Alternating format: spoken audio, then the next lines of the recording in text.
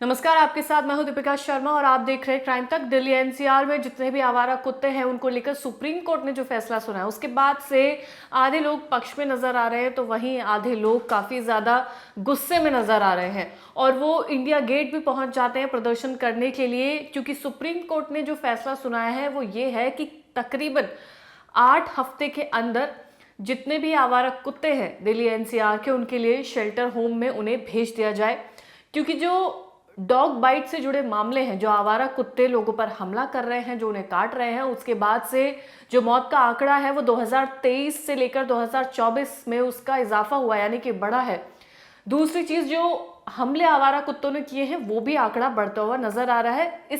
अब पूरे इस मामले में सुप्रीम कोर्ट ने अपना फैसला सुनाया है, जिसके बाद से जितने भी एनिमल लवर्स हैं वो काफी ज्यादा उन्होंने प्रोटेस्ट किया इंडिया गेट पर और आवाज उठाई उन बेजुबान कुत्तों के लिए। लेकिन वहीं अगर दूसरे पक्ष की बात की जाए तो उनका कहना यह है कि जिस इंसान ने अपने घर में से वो इंसान खोया है जिसके ऊपर आवारा कुत्तों ने हमला किया है तो उनका दुख दर्द भी समझा जाए, और इस वजह से वो लोग पक्ष में हैं। यही नहीं, सिर्फ वही लोग पक्ष में नहीं हैं जिन्होंने अपना कोई करीबी खोया है, बल्कि वो लोग भी पक्ष में हैं जिन्होंने ये देखा है आतंक आवारा कुत्तों का। जब आप सड़क पर निकलते हैं तो ये पीछा करने लगते हैं, अटैक करने लगते हैं।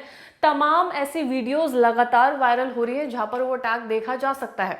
वहीं दूसरी पहलू अगर इस पूरे मामले का देखा जाए तो वो ये है कि कुत्तों को अगर सोसाइटी से हटा दिया जाएगा तो बंदर जैसे जानवर हैं उनका अतिक्रमण बढ़ सकता है, यानी कि वो जो एक साइकिल प्रॉपर चलती रहती है उसमें भी काफ़ी ज़्यादा परेशानियां देखी जा सकती है। वहीं जो कुत्ते हैं वो लोगों के साथ रहते हैं, उनको लोग खिलाते पिलाते हैं, उनसे इमोशंस जुड़े होते हैं, तो इमोशंस की भी बात यहाँ पर आ जाती है। लेकिन आंकड़ों की बात हम इस पूरी खबर में करेंगे कि आंकड़े ये बताते हैं कि आवारा कुत्तों की वजह से लोगों की मौत हो रही है। आवारा कुत्तों के काटने की वजह से लोग अपनी जान गंवा रहे हैं, जिसमें ज़्यादातर 15 साल की जो उम्र है उससे कम के बच्चे ही शामिल हैं। यानी कि बच्चे मासूम होते हैं, अपने आप को डिफेंड नहीं कर पाते हैं, बचा नहीं पाते हैं, कुत्ते उन पर हमला करते हैं, जानलेवा हमला किया जाता है, जिसके बाद से उनकी मौत हो जाती है। रेबीज एक ऐसी बीमारी है जिसमें अगर आप वैक्सीनेशन नहीं कराते, टीकाकरण नहीं कराते हैं, तो अगर उसका संक्रमण फैल जाता है, यानी कि वो आपके शरीर में फैल जाता है, तो 100% मौत होना तय है। यानी कि खतरनाक बीमारी है, इसको हल्के में नहीं लिया जा सकता। सुप्रीम कोर्ट ने इस मामले को हल्के में नहीं लिया है, उसके बाद ये पूरा फैसला सुनाया गया है। कोर्ट ने 28 जुलाई को दिल्ली एनसीआर में आवारा कुत्तों की समस्या, डॉग बाइट, रेबीज से होने वाली मौतों के बढ़ते आंकड़े को गंभीरता से लिया। रिपोर्ट के मुताबिक 2024 में देश में 37 लाख से ज्यादा डॉग बाइट के मामले दर्ज हुए हैं, जिनमें से 5,19,000 से ज्यादा पीड़ित 15 साल की कम उम्र के बच्चे हैं। दिल्ली में रेबीज से 2023 में 50 मौतें हुई हैं और 2024 में करीब 54 मौतें हुई हैं। दिल्ली में हर दिन 2000 डॉग बाइट की घटनाएं सामने आ रही हैं और लगातार हम वीडियोस भी वो देख रहे हैं जहां पर एक आवारा कुत्ते लोगों पर बिना किसी वजह के हमला कर रहे हैं। 2024 में जनवरी से लेकर जून तक 35,198 पशु काटने की घटनाएं दर्ज की गई हैं।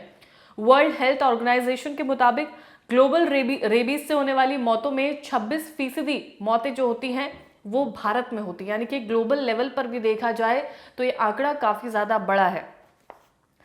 इसी वजह से इस समस्याओं को काफी गंभीरता से लिया जा रहा है, क्योंकि जो रेबीज है उससे मौत हो सकती है।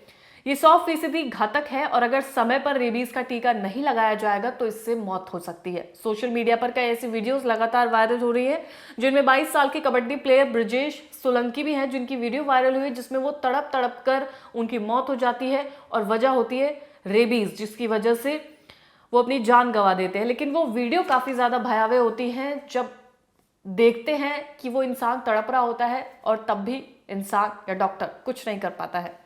2024 में रेबीज से 24 मौतें, कई जो 2023 का डाटा है वो ये कहता है कि इससे करीब 50 मौतें हुई हैं और 2024 में 54 मौतें हुई हैं।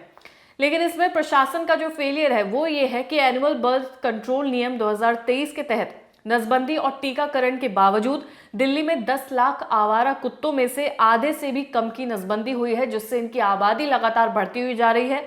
और ये जो आबादी पर नियंत्रण है वो एक विफलता के रूप में नजर आ रहा है, जिसकी वजह से आवारा कुत्ताओं के जो आंकड़ा है वो लगातार बढ़ता हुआ नजर आ रहा है। अब कोर्ट ने अपने आदेश में क्या कहा वो सुनिए। सुप्रीम कोर्ट ने सोमवार को आवारा कुत्तों की समस्या पर कड़ा रुख अपनाया। दिल्ली एनसीआर में सभी आवारा कुत्तों को 8 हफ्ते के अंदर शेल्टर होम भेजना है, जहां पर उनकी नसबंदी होगी, उनका टीकाकरण होगा और हो जाने के बाद उन्हें सड़क पर नहीं छोड़ा जाएगा, शेल्टर होम में ही रखा जाएगा।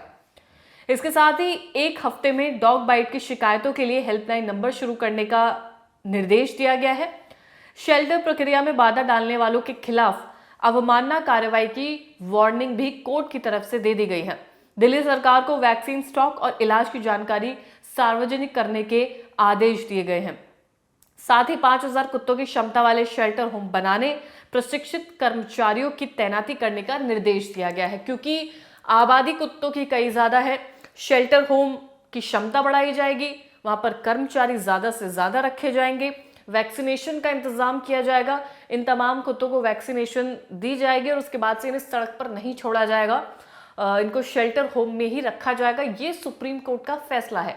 अब सुप्रीम कोर्ट के फैसले के बाद ही काफी ज्यादा ये देखने को मिल रहा है कि जो लोग हैं वो बढ़ चुके हैं। एक पक्ष सुप्रीम कोर्ट के साथ है और एक पक्ष अगेंस्ट में है कि एनिमल्स के साथ इस तरह का व्यवहार ठीक नहीं है, ये क्रूअल है, इसे क्रूअल बताया जा रहा है। वहीं जो दूसरी ओर का जो पक्ष है, जो साथ में है, उसका ये कहना है कि आवारा कुत्तों की वजह से लोगों की जान जा रही है, बच्चों पर अटैक किया जा रहा है, उसमें बड़े बुजुर्ग भी शामिल हैं, रेबीज की वजह से तड़प तड़प कर मौत हो रही है। तो ये काफी ज्यादा जो मामला है वो पेचीदा होता हुआ नजर आ रहा है। हालांकि सुप्रीम कोर्ट का फैसला आ चुका है, जिसमें इन आवारा कुत्तों को पकड़ा जाएगा, उन्हें शेल्टर्स में भेजा जाएगा, जहां पर उसका वैक्सीनेशन किया जाएगा। आप लोग क्या सोचते हैं इस पूरे मामले पर? कमेंट सेक्शन में जरूर बताइएगा कि आपकी राय क्या है, कि सुप्रीम कोर्ट का जो फैसला है आप उसे कैसे लेते हैं, क्या सोचते हैं। धन्यवाद।